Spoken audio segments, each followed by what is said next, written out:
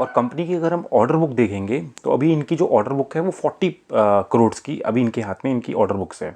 और ये भी बोल रहे हैं कि जो इनके जो ऑर्डर बुक की जो साइज़ है उसकी जो वैल्यू है वो अराउंड 25 से 30% पे इंक्रीज़ हो रही है। तो this is also good sign कि एक तो इनकी ऑर्डर बुक भी अच्छी है और वो एक इंक्रीज़ भी हो रही है वो साइज़ उस ऑर्डर बुक का। और फिर अगर हम इसमें देखेंगे कि अब कंपनी पहले लार्ज जो कॉन्ट्रैक्ट्स हैं उनके लिए ट्राई करती थी, अब कंपनी मेगा कॉन्ट्रैक्ट्स के लिए भी ट्राई कर रही है। Mega means which is many times bigger than the large contracts. तो जिस तरह हम देखेंगे जैसे डी मार्ट है, डी मार्ट के जो ये ऑलरेडी ही उनके कस्टमर्स हैं लास्ट 3-4 ईयर्स के, जैसे मैंने आपको पहले बताया। तो अब उनकी ऐसी ही कंपनीज़ को ये मेगा जो कॉन्ट्रैक्ट्स हैं वो भी अप्लाई कर रही है।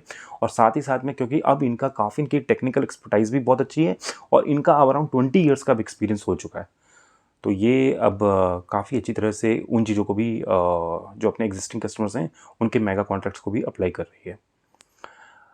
फिर अगर आप देखेंगे इन्हीं के फाइनेंशियल्स के ऊपर तो इनकी जो रिटर्न ऑन इक्विटी है वो अराउंड रिटर्न ऑन इक्विटी और return on capital employed around 30% plus पे आ रहा है।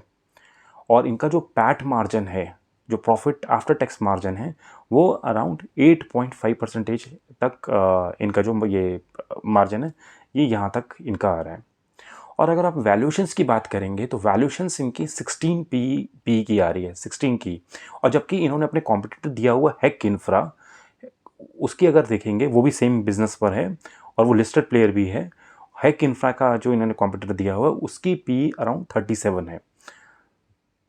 अभी हालांकि उसकी पी भी काफ़ी थोड़ी कम हो गई है, तो जस्ट ये मार्केट जब गिरी थी, लेकिन जब इन्होंने ये DRHP के टाइम पे उसकी पी अराउंड 37 थी।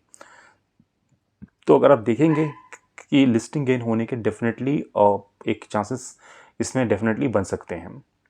और अब मैं आपको बताता हूँ इसकी ग्रे मार्केट प्राइस। इसकी ग्रे मार्केट प्राइस में ये पूरे 100% प्रीमियम के साथ ट्रेड कर रहा है। यानी ये 235 रुपीज़ का जो इसकी अपर प्राइस है, मार्केट एक्सपेक्ट कर रही है कि ये जब ओपन होगा तो 470 का ओपन होगा जो इसकी लिस्टिंग प्राइस होगी।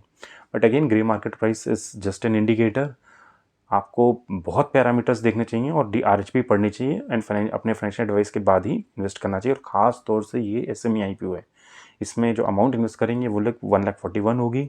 और इसमें जब आप सेल भी करेंगे तो भी आपको पूरा का पूरा लॉट ही बेचना है। आप ऐसा नहीं है कि आप मतलब कि 600 शेयर्स अभी आपको मिलेंगे तो आप उसको 550 करके बेचेंगे, ऐसा नहीं होगा। आपको पूरा 600 का इकट्ठे ही बेचना पड़ेगा। और ऐसे में IPO में जब भी शेयर्स ऊपर आते हैं तो ऊपर के सी सर्किट लग रहते हैं, लेकिन जब नीचे आते हैं तो आपको कोई बायर भी नहीं मिलेगा। तो ये एक सेकंड प्रॉब्लम भी बहुत होती है। इसमें काफ़ी टाइम लग जाता है कि मार्केट को एस्टेब्लिश करने में कि इसकी प्राइस क्या होगी। और सिंस ये SME IPO है, एक पॉइंट और मैं आपको बता देता हूँ। कई SME IPOs में प्रमोटर्स की जब सेल करते हैं तो उनकी जो शेयर होल्डिंग होती है 50% से कम आ जाती है, तो उसके कारण उनका कंट्रोल भी कंपनी से चला जाता है। बट इसमें मैंने इस कंपनी में जैसे देखा है कि अभी जो एग्जिस्टिंग प्रमोटर की शेयर होल्डिंग है वो अराउंड 86% है। आफ्टर IPO वो 68% होगी। तो मोर और लेस प्रमोटर के पास प्रॉपर तरीके से कंट्रोल रहेगा। तो ये इसके फाइनेंशियल्स भी हैं। और अब मैं आपको थोड़ा सा रिस्क बता देता हूँ। और SME IPO में तो आपको डेफिनेटली पूरे ध्यान से एक रिस्क दिखना चाहिए। इसकी मैंने सारी की सारी सेल्स देखी है। तो जो सेल्स देखी थी वो सारी स्टेट वाइज उन्होंने सेल करी हुई है। बट अगर आप देखेंगे महाराष्ट्र से इन्हें अराउंड 50% का इनको रेवेन्यू मिलता है। टू बी प्रिसाइज 52% का रेवेन्यू मिलता है। तो एनीथिंग हैपन्स एट महाराष्ट्र तो इनको प्रॉब्लम हो सकती है। फिर अगर आप जो देखेंगे इनके पास ऑपरेशन एंड मेंटेनेंस के कॉन्ट्रैक्ट्स होते हैं। ऑपरेशन एंड मेंटेनेंस के कॉन्ट्रैक्ट थोड़े लंबे होते हैं, लेकिन इनको जब कॉन्ट्रैक्ट मिलता है तो वो जब कॉन्ट्रैक्ट मिलेगा तभी जो प्राइस होती है वो डिटरमाइन हो जाती है कि आपको इतने का मिलेगा।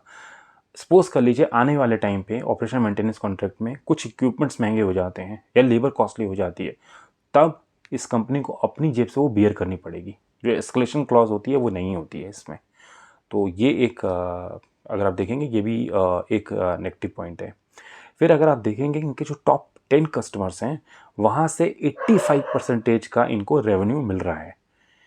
टॉप 10 कस्टमर से 85% का फाइनेंशियल 21 पे, और अब 51% का मिल रहा है।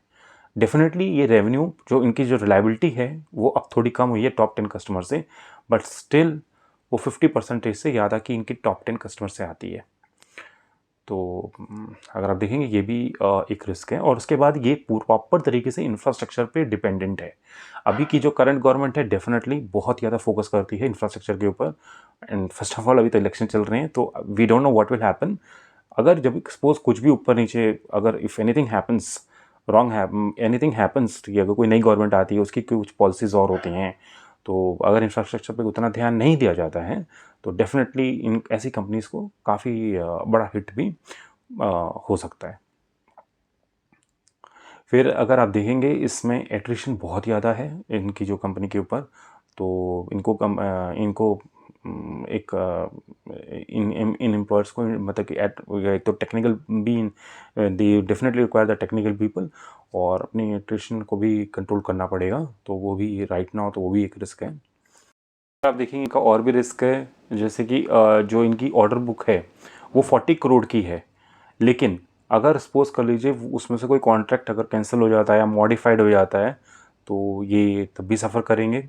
फिर अगर आप देखेंगे कि जो इनके ट्रेड रिसीवर्स हैं वो 4.5 करोड़ के थे फाइनेंशियल 21 में, जो कि बढ़कर अब फाइनेंशियल 23 पे वो 10 करोड़ तक के हो चुके हैं। तो इनके जो कस्टमर्स हैं दो इवन बड़े हैं, बट स्टिल लाइक जो पेमेंट है वो इनको काफ़ी लेट मिलती है, और इसलिए वो इनको प्रेशर आता है वर्किंग कैपिटल के ऊपर। तो एक ये भी चीज़ है।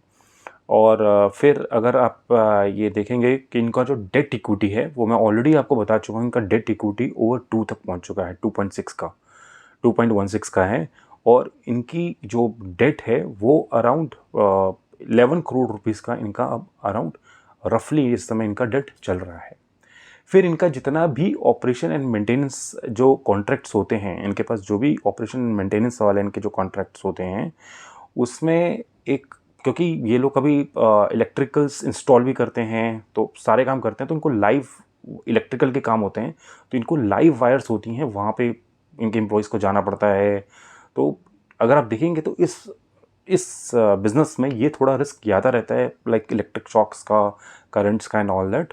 तो उसमें अगर इनको अगर कुछ भी कोई भी इनके एम्प्लॉयज़ के साथ अगर इश्यूज़ होते हैं तो वो डेफिनेटली अगर एम्प्लॉय अगर सू कर देता है इनके ऊपर, तो एक वो भी एक जिसे बोलेंगे वो भी लाइबिलिटीज़ इनके ऊपर आएगी। फिर इनकी देखेंगे जो कंटिजेंट लाइबिलिटीज़ हैं, इनके पास 4 केसेस चल रहे हैं उन पर, लेकिन कंटिजेंट लाइबिलिटी अराउंड 30-31 लाख के करीब है, लेकिन और वो सारी के सारे रिलेटिंग टू टैक्स हैं, कोई ऐसा नहीं है कि क्रिमिनल है, बट स्टिल वो कंटिजेंट लाइबिलिटी हैं। अगर वो ड्यू होंगी तो डेफिनेटली दे हैव टू पे फॉर दैट। फिर अगर आप देखेंगे इस इंडस्ट्री में काफ़ी ज़्यादा कंपटीशन होता है, तो इस इंडस्ट्री में काफ़ी कंपटीशन है, तो इनके मार्जिन्स हैं आने वाले टाइम पे, और अगर आप देखेंगे तो काफ़ी ज़्यादा कई बार इनको स्ट्रगल भी करना पड़ सकता है, और अगर उनके मार्जिन्स अगर कॉम्प्रोमाइज़्ड होंगे तो definitely that will not be good for the share holders. फिर अगर आप देखेंगे कि इन कॉन्ट्रैक्ट्स में जो भी ऐसे कॉन्ट्रैक्ट्स होते हैं जिसमें कि कोई भी कंपनी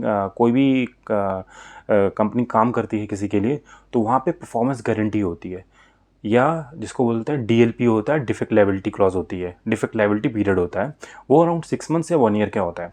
वो ये करता है कि जब भी आपकी कंपनी कोई काम करती है आप 1 ईयर तक लायबल हो कि सब कुछ ठीक चलेगा, और अगर कुछ भी प्रॉब्लम होती है तो आपको आके रिपेयर करना पड़ेगा एट योर ओन कॉस्ट। तो ये सारी कंपनीज एंटर करती हैं। तो अगर इनके पास भी डीएलपी है कि जो भी कंपनीज इनके साथ एंटर करती हैं डीएल कॉन्ट्रैक्ट जिनका भी करते हैं, तो 1 ईयर तक इनको गारंटी देनी पड़ती है कि everything will work as fine. और कई बार क्या होता है जो कॉन्ट्रैक्ट अमाउंट का जो थोड़ा सा पार्ट होता है वो भी वो रिटेन करती हैं, और वो तभी रिलीज़ करती हैं, रिटेन करती हैं मतलब अपने पास रखती हैं। सपोज कर लीजिए कॉन्ट्रैक्ट 1 करोड़ का है तो 20 लाख रुपीज़ अपने पास रखेंगी, वो इंश्योर कर लेंगे कि 1 ईयर तक जब सब कुछ ठीक जाएगा तभी इनको वो 20 लाख रुपीज़ देंगी। तो ये चीज़ भी काफ़ी होती है, तो वो इंश्योर करता है जो बड़ी कंपनीज़ होती हैं कि भाई क्वालिटी ठीक रहे, बट इन कंपनीज़ के लिए वो भी एक लॉस है क्योंकि वर्किंग कैपिटल इनकी हेल्ड अप हो जाती है। फिर ये लोग थोड़ा-सा अपने जो ट्रांसपोर्टेशन होता है या बाकी जो कई बार होता है, ये थर्ड पार्टी से कॉन्ट्रैक्ट हायर करते हैं तो ये वहाँ पे भी थर्ड पार्टी के ऊपर डिपेंड होते हैं। जैसे ट्रांसपोर्टेशन पर भी है, और जैसे कि अगर काफ़ी बड़ा कॉन्ट्रैक्ट है तो ये वहाँ पे भी डिपेंड होंगे इनके ऊपर, थर्ड पार्टी के ऊपर। तो अगर कोई भी प्रॉब्लम उसमें से होती है या कभी प्राइस इंक्रीज होते हैं फ्रेट के, तो इनको अपनी जेब से देने पड़ेंगे। तो ये सारे इसके रिस्क थे। तो एक चीज़ और बताता हूँ, एक चीज़ और मेरे दिमाग में आ रही है, but that is a good point, कि इनका जो नेटवर्थ है वो पहले 1.64 करोड़ का था, जो कि अराउंड अब 10 करोड़ का हो चुका है। तो काफ़ी अच्छा इनका नेटवर्थ इंक्रीज़ हुआ है। नेटवर्थ मीन्स कि एसेट्स, सारे एसेट्स माइनस लायबिलिटी, तो वो नेटवर्थ होता है। तो वो नेटवर्थ इनका काफ़ी अच्छा इंक्रीज़ हुआ है। तो just it clicked in my mind, I just wanted to tell you. So this is all about the Rulka electrical IPO।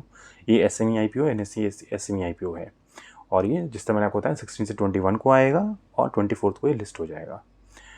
तो that's all friends, please keep watching my videos, subscribe करें, like करें, comment करें। मैं बहुत जल्दी एक और IPO के साथ आपके पास वापस आऊँगा। Thank you and good night.